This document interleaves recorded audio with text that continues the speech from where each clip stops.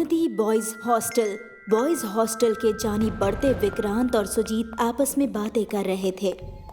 यार, बहुत रात हो चुकी है और गांव वालों का मानना है कि इन जंगलों में रातों को नहीं चलना चाहिए। यार सुजीत, आप भी कैसी बातें करने लगते हैं? पढ़े लिखे होकर ऐसी जाहिलियत। बात जाहिलियत वाली नहीं है दोस्त, ये बातें सच होती हैं। सच में शैतान होते हैं और ये बात माननी पड़ेगी। आपको मानना है तो माने, हम शैतानों पर यकीन नहीं करते। सब दिमागी खलफशात हैं और अगर ऐसा होता तो बहुत पहले यहाँ पर और कुछ हो चुका होता, लेकिन ऐसा कुछ नहीं हुआ है। आज तक ऐसा कुछ भी नहीं हुआ जिससे लगे कि यहाँ शैतान है। तभी उन्हें लेकिन अब शुरू होगा, क्योंकि मैं लौट कर आ गई हूँ। ऐसी आवाज सुनकर दोनों दोस्त हक्के बक्के रह गए, क्योंकि उनके सामने एक लड़की खड़ी थी। लड़की के लंबे बाल, लाल आंखें, लंबे नाखून और हवा में उड़ते हुए उसके बाल बहुत खौफनाक लग रहे थे। दोनों दोस्त का मानो खून रुक गया हो। दोनों बहुत चिल्लाए और भागने लगे। फिर अचानक वो दोनों गायब हो गए। किसी को उनके बारे में कुछ नहीं पता चला। फिर बॉयज हॉस्टल से अचानक हर रात एक लड़का गायब हो रहा था। ऐसे ही अचानक लड़कों के गायब होने से पूरे बॉयज हॉस्टल में दहशत का माहौल था। तभी रवि हॉस्टल में डिनर करके आते हैं और सभी लड़के अपने अपने कमरे में चले जाते हैं। रवि भी अपने कमरे में जाकर लेट जाता है। तभी अचानक उनके दरवाजे पर किसी के दस्तक देने की आवाज आती है। रवि उठकर कहते हैं, इतनी रात में आखिर कौन आया होगा? हो ना हो ये पवन ही होंगे, जो अकेले सोने से डर रहे होंगे, इसलिए जनाब हमारे कमरे में आ गए होंगे। रवि फिर उठकर दरवाजे की तरफ बढ़ते हैं। जैसे जैसे उनके कदम दरवाजे की तरफ बढ़ रहे होते हैं, वैसे वैसे कमरे का माहौल बदलता जा रहा था। उनके कमरे की खिड़कियां बिना हवा के तेज तेज खुल बंद हो रही थी और कमरे की बत्तियां खुद ब खुद जलकर बुझने लगी थी। फिर रवि दरवाजे को खोलकर देखते हैं और जब देखते हैं तो उन्हें कोई नजर ही नहीं आता। जैसे ही वो वापस अंदर आते हैं, तभी दोबारा दरवाजे पर दस्तक होती है। अरे कौन हो जो इतनी रात को परेशान कर रहे हो? रवि फिर से दरवाजा खोलते हैं, पर वहाँ कोई नहीं था। फिर रवि गुस्से में बड़बड़ाते हुए अंदर चले आते हैं और जैसे ही वो बिस्तर पर लेटकर ऊपर पंखे की तरफ देखते हैं, तभी एक चुड़ैल अचानक बहुत तेजी से उनके ऊपर गिरती है। रवि घबरा कर उठते हैं और वहाँ उन्हें कोई नजर नहीं आता। वो घबराते हुए बोलते हैं, शायद ये हमारा वहम ही होगा। बेवजह लड़कों ने सबको डरा रखा है। इन लड़कों को तो कोई और काम है ही नहीं। रवि इस तरह बड़बड़ा कर अपने बेड पर बैठे थे, लेकिन उन्हें एहसास हुआ कि जैसे वो किसी के ऊपर बैठे हों। रवि ने अपने बेड पर देखा तो उनके दोनों तरफ हड्डी वाले हाथ थे। वो चिल्लाकर उठे और पीछे पलट कर देखा तो वहां पर एक चुड़ैल बैठी थी, जो उन्हें देखकर हंसने लगी और बोली, आए, हमारे पास आए। बहुत दिनों बाद लोगों से बदला लेने का मौका मिला है। आखिर हम अब जग गए हैं और वापस आ गए हैं। रवि डरते हुए कहते हैं, कौन है आप? क्या चाहती हैं? हमें बख्श दे। आखिर आप चाहती क्या हैं? हम चाहते हैं आपकी मौत। चुड़ैल अपने लंबे हाथ करते हुए रवि का गला दबा देती है और फिर उन्हें पंखे से लटका देती है। उन्हें देखकर ऐसा मालूम होता है कि मानो उन्होंने खुदकुशी की हो। रवि की खुदकुशी की खबर पूरे बॉयज हॉस्टल में फैल जाती है। उसी रात पवन पानी पीने के लिए बाहर निकलते हैं।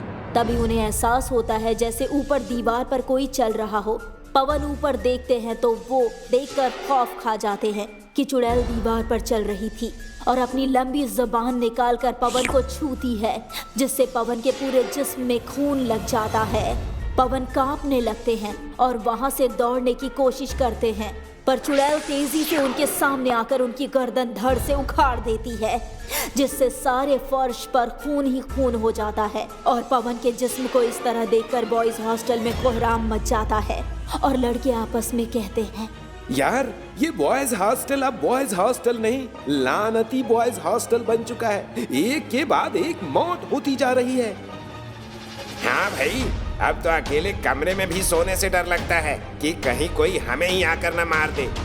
अब लानती बॉयज हॉस्टल में हर रात लड़कों के कमरे में दस्तक की आवाज सुनाई देती है, खिड़की की आवाज आती है और हवा तेज होने लगती है। ये सब चलता ही रहता है। लड़के डरने लगते हैं और हॉस्टल के वार्डन से कहते हैं, हमें इस हॉस्टल में नहीं रहना है, यहाँ पर शैतानों का कब्जा है। हम कल ही तांत्रिक को बुलवाते हैं। फिर हॉस्टल वार्डन तांत्रिक को बुलाते हैं। तांत्रिक उनसे कहते हैं, यहाँ पर बहुत खबीस रूह का साया है, वो किसी को नहीं छोड़ने वाली। ये बॉयज हॉस्टल लानती है, इसे खाली करके चले जाएं, सबको वापस भेज दें, इसी में ही सबकी भलाई है। लेकिन हॉस्टल वार्डन को अपना कारोबार चौपट होता नजर आता है और वो ये बात किसी से नहीं बताते। फिर अगले रोज बॉयज हॉस्टल में 2 लड़के खाना खाकर सो रहे होते हैं। दोनों को एहसास होता है जैसे कोई उनके पीछे खड़ा है और जैसे ही दोनों पीछे पलटते हैं, चुड़ैल अपने हाथों को लंबा करके उन दोनों का गला पकड़कर हवा में उड़ाने लगती है और तेजी से उन्हें जमीन पर पटक देती है, जिससे उनकी मौत हो जाती है। लड़कों की ऐसी मौत होने पर बाकी लड़के बॉयज हॉस्टल रात में ही छोड़कर जाने के लिए तैयार हो जाते हैं, लेकिन जैसे ही मेन डोर पर जाते हैं तो खुद ब खुद गेट लॉक हो जाता है और वहां पर खड़ी होती है वो चुड़ैल लड़की। कोई नहीं जाएगा, सब के सब मरेंगे, जैसे हमें इस हॉस्टल में मारा गया था। सब इधर उधर चिल्लाते हुए दौड़ने लगते हैं। चुड़ैल एक एक करके सबको मारने लगती है और कुछ ही लड़के हॉस्टल में जिंदा बचते हैं। जैसे ही चुड़ैल उनके पास आती है तभी वहां पर तांत्रिक बाबा आ जाते हैं। रुक जा चुड़ैल, इन बच्चों ने तुम्हारा कुछ नहीं बिगाड़ा है, तुम्हारे गुनहगार यहाँ नहीं हैं। हमें इससे मतलब नहीं है कौन हमारा गुनहगार है और कौन नहीं। इस हॉस्टल में रहने वाला हर कोई हमारा गुनहगार है, क्योंकि हम गुहार लगाते रहे लेकिन हमें किसी ने नहीं बचाया। आखिर बताएं हमें, तुम्हारे साथ क्या हुआ था?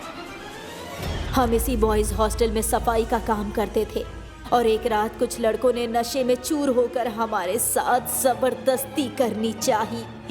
अपनी इज्जत बचाने के लिए हमने खुदकुशी कर ली और उन्होंने हमारी लाश को इसी बॉयज हॉस्टल के ग्राउंड में दफना दिया। पर मासूम बच्चों को क्यों मार रही हो? इस बॉयज हॉस्टल में रहने वाला हर शख्स मरेगा। फिर चुड़ैल अपने बालों को लंबा करके और कुछ लड़के के गले में फंदे की तरह झुला देती है। तभी तांत्रिक बाबा अपने मंत्रों से चुड़ैल को कब्जे में कर लेते हैं, लेकिन उसे पूरी तरह काबू नहीं कर पाते। फिर वो लड़कों से कहते हैं, इस चुड़ैल को तुम्हारे बॉयज हॉस्टल के ग्राउंड में दफनाया गया था, इसकी लाश को वहां से निकालो और इसका अंतिम संस्कार करो। लड़के जाकर चुड़ैल की लाश को ग्राउंड में तलाशते हैं और वहां से उसका कंकाल निकालकर उसे जला देते हैं। उसके बाद बॉयज हॉस्टल में सब सही हो जाता है और लानती बॉयज हॉस्टल का खूनी खेल खत्म हो जाता है।